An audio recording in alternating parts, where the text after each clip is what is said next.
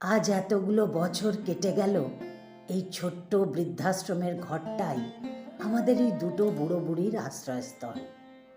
যেদিন থেকে আমার একমাত্র ছেলে বৌমা আমাদের এই বুড়ো বুড়িকে নিজেদের রাস্তা খুঁজে নিতে বলেছিল, ওরা অবশ্য মুখে কিছু না বললেও আমি তো মা, আমি ওদের আচার ব্যবহারে সেটাই বুঝতে পেরেছিলাম যে আমাদের প্রয়োজন তাদের সংসারে ফুরিয়েছে। সেই দিন থেকেই ঠিক করেছিলাম আর কারোর দয়ায় আমরা বাঁচব না। নিজেদের থাকবার বাসস্থান হিসেবে খুঁজে নিয়েছিলাম এই শান্তির ছোট্ট জায়গাটা। আমাদের শেষ বয়সের একমাত্র সম্বল এই বৃদ্ধাশ্রমটা। সন্তান ছেড়ে আসার যে কি কষ্ট, সেটা যে বোঝানোর নয়। নিজের হাতে করে কোলে পিঠে করে তিল তিল করে ছোট থেকে বড় করা, মানুষ করা, তারপর বিয়ে দিয়ে সংসার গুছিয়ে দেওয়া, ব্যাস আমাদের মা বাবার ছুটি। এখন তো ওরা বড় হয়ে গেছে, নিজেদের ভালো মন্দ সব বুঝতে শিখেছে।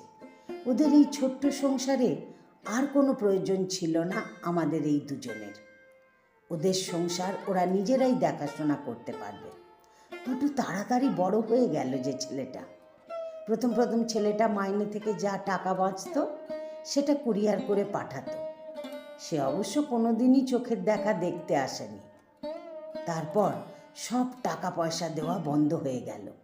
ওদেরও তো খরচ বেড়েছে, তাই আর টাকা পাঠাতে পারতো না বোধ হয়। কদিন ধরে বড্ড মনে পড়ছে ছেলেটার কথা। বড় দেখতে ইচ্ছে করছে ওদের মুখগুলো। কত কাল তাদের দেখি না। ওদেরকে এই দুটো বুড়ো বুড়িকে একটিবারও দেখতে ইচ্ছা হয়নি এত বছরে। বড় ব্যস্ত বোধ হয় ছেলেটা আমার। বড্ড কাজ পাগল ছেলে যে, হয়তো সময় পায়নি। ছেলেটার তো এখন বয়স হয়েছে, চুলেও হয়তো পাক ধরেছে ওর। কি জানি ওর কি সর্দির ধাতটা আছে এখনো?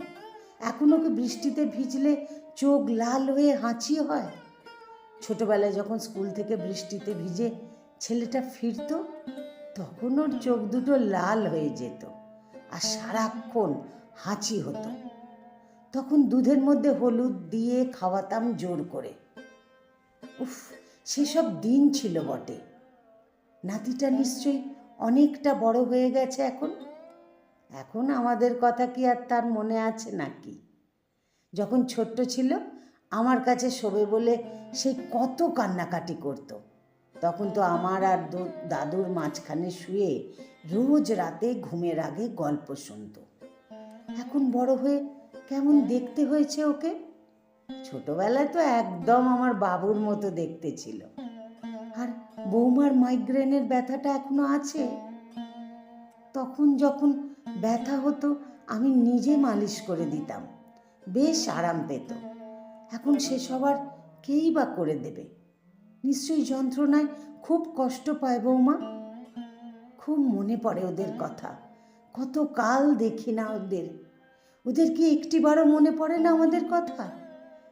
এত বছর তো তারা কেউ খোঁজ রাখে না আমাদের। সন্তান ভুলে গেলেও মা কি কখনো তার সন্তানকে ভুলে যেতে পারে? আমার যে ওই একমাত্র সন্তান।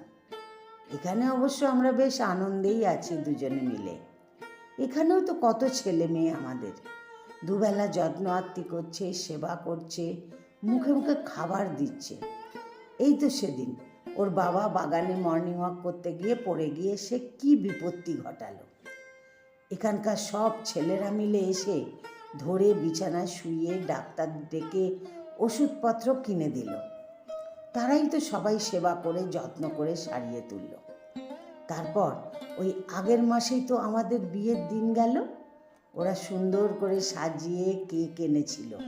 তারপর কত খাওয়া দাওয়ার ব্যবস্থা করেছিল সবাই মিলে আমাদের পিকনিকে নিয়ে যায়, বেড়াতে নিয়ে যায়, আনন্দে রাখার চেষ্টা করে।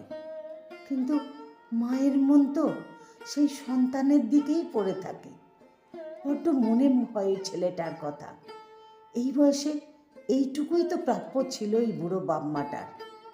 সকালে শুনলাম আজকে নাকি আবার বৃদ্ধাশ্রমে নতুন মানুষ এসেছে। এসব শুনলেই আমার বুকটা কেমন ধুধু করে ওঠে। কি জানি আবার কাদের সন্তানেরা তাদের দূরে সরিয়ে পর করে দিচ্ছে। আমাদের এই একা নিঃসঙ্গ জীবনে কে আবার এসে যোগ দিচ্ছে? আমাদের পাশের ঘরে সে এসেছে। একটু দেখা করব বলে দরজায় টোকা মারলাম। দেখলাম দরজাটা খোলাই আছে। জানলার দিকে তাকিয়ে বসে আছে সে। হয় হয় এরকম সদ্য সন্তান ছেড়ে এসেছে তো মন খারাপ তো করবেই। আমি ডাকতেই সে আমার দিকে ফিরে তাকালো। এ তো আমার সেই বহুদিনের চেনা চোখ দুখানি, সেই চেনা মুখ। এ তো আমার সন্তান, আমার নিজের ছেলে, আমার নিজের রক্ত। সে আর কান্না চেপে রাখতে না পেরে আমার হাত দুটো শক্ত করে ধরল, ঠিক যেমন ছোটবেলায় আমার হাত দুখানি শক্ত করে আঁকড়ে ধরে থাকতো সেইভাবে। ছেলের চোখ দিয়ে তখন অঝরে অশ্রু গড়িয়ে পড়ছে আমার হাতের তালুতে। আজ তার চোখে কোনো ঔদ্ধত্য নেই, নেই চেহারায় কোনো জৌলুস। বয়স হয়েছে, সেই পুরনো দাপট কোথায় হারিয়ে গেছে। রয়েছে শুধুই একরাশ কষ্ট আর দু চোখ ভরা অশ্রু। আজ সেও আমাদের মতোই অসহায় পিতা। আজ তাকেও আর কেউ দেখার নেই। সে আজ একা, অসহায়। তারও সন্তান বড় হয়েছে, তাই তার সংসারে তার প্রয়োজন ফুরিয়ে এসেছে। আমাদের মতো আজ তারও ঠিকানা হয়েছে এই বৃদ্ধাশ্রম। আজ বড্ড মনে পড়ছে সেই দিনের কথা, যেদিন প্রথম আমরা এই বৃদ্ধাশ্রমে এসেছিলাম।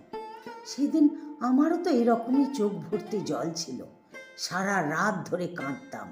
খুব ইচ্ছে হতো ছেলেটাকে একবার দেখব। আজ সেই ইচ্ছে আমার পূরণ হয়েছে। এবার আমি শান্তিতে মরতে পারবো ছেলের কোলে মাথা রেখে। সন্তান মুখ ফিরিয়ে নিলেও মা কখনো কি সন্তানকে দূরে সরিয়ে দিতে পারে? এখন আমি দু চোখ ভরে শুধু দেখব ছেলেটাকে আমার। সেই জীবনটা না হয় আমরা সন্তানের সঙ্গে সবাই একসাথে এই বৃদ্ধাশ্রমেই কাটাবো। ভালো থাকুক সব সন্তানেরা, আমরাও এই বৃদ্ধাশ্রমে ভালো থাকব। কলমে প্রথমা ভট্টাচার্য। আমার গল্পটি যদি ভালো লাগে তাহলে একটা লাইক দিয়ে আপনাদের মতামত কমেন্ট বক্সে জানাতে ভুলবেন না। আর এরকম নতুন নতুন গল্প শুনতে যারা ফেসবুক থেকে আমাকে শুনছেন ফলো করে দেবেন, আর যারা ইউটিউব থেকে শুনছেন আমার ইউটিউব চ্যানেলটিকে সাবস্ক্রাইব করে আমার সাথেই থাকবেন। ধন্যবাদ আপনাদের সবাইকে যারা এতক্ষণ আমার এই গল্পটি শুনলেন, আমার ভিডিওর সঙ্গে রইলেন। আর ধন্যবাদ জানাই তাদেরকেও যারা পরে আমার গল্পটি শুনবেন, আমার এই ভিডিওটি দেখবেন। ধন্যবাদ জানাই সবাইকে আপনাদের এতক্ষণ আমার সাথে থাকার জন্য।